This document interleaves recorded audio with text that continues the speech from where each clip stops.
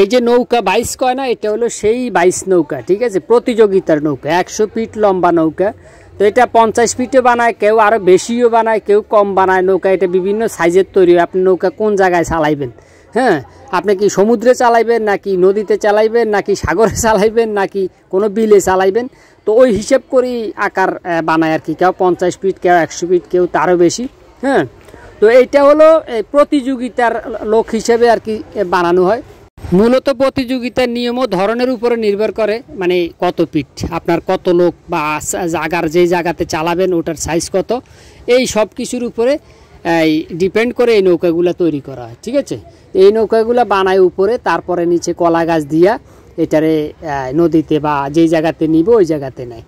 এটার মধ্যে তো বুঝেনি, মানে এই নৌকা বাইচ প্রতিযোগিতার সময় কিন্তু অসংখ্য লোক এটার উপরে বসে, এই পাশে এবং ওই পাশে, দোনো পাশে লোক বসে, সামনেও লোক থাকে, উনি দিক নির্দেশনা দেয়, পিছনে একজন থাকে, উনিও দিক নির্দেশনা দেয়।